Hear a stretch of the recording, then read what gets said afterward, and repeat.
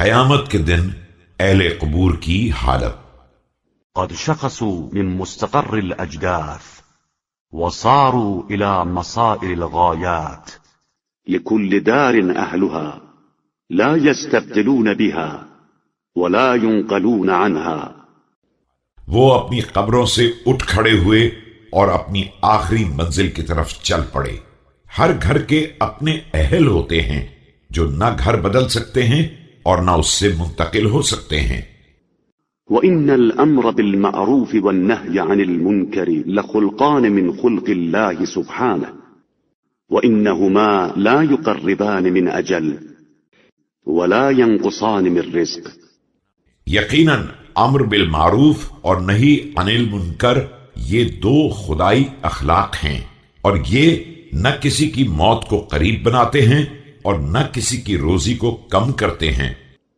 وعليكم بكتاب الله فإنه الحبل المتين والنور المبين والشفاء النافع والري الناقع والعصمة للمتمسك والنجاة للمتعلق۔ تمہارا فریضہ ہے کہ کتاب خدا سے وابستہ رہو کہ وہی مضبوط ریسمان ہدایت اور روشن نور الہی ہے، اسی میں منفعت بخش شفا ہے اور اسی میں پیاس بجھا دینے والی سیرابی ہے، وہی تمسک کرنے والوں کے لیے وسیلہ عصمت کردار ہے اور وہی رابطہ رکھنے والوں کے لیے ذریعہ نجات ہے۔ لا يعوج فيقام ولا يزيغ فيستعتب ولا تخلقه كثرة الرد وولوج السمع، من قال به صدق ومن عمل به سبق۔ اس میں کوئی کجی نہیں ہے جسے سیدھا کیا جائے اور اس میں کوئی انحراف نہیں ہے جسے درست کیا جائے۔ مسلسل تکرار اسے پرانا نہیں کر سکتی ہے، اور برابر سننے سے اس کی تازگی میں فرق نہیں آتا ہے۔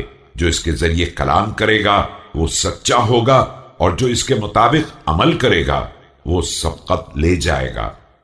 وقام إليه رجل وقال يا أمير المؤمنين أخبرنا عن الفتنة وهل سألت عنها رسول الله صلى الله عليه وآله۔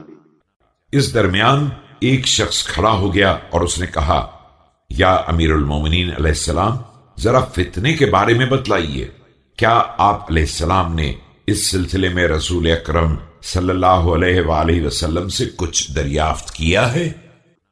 فقال عليه السلام إنه لما أنزل الله سبحانه قوله ألف لام ميم أحسب الناس أن يتركوا أن يقولوا آمنا وهم لا يفتنون، فرمایا جس وقت آیت شریفہ نازل ہوئی الف لام میم، کیا لوگوں کا خیال یہ ہے کہ انہیں ایمان کے دعوے ہی پر چھوڑ دیا جائے گا اور انہیں فتنے میں مبتلا نہیں کیا جائے گا؟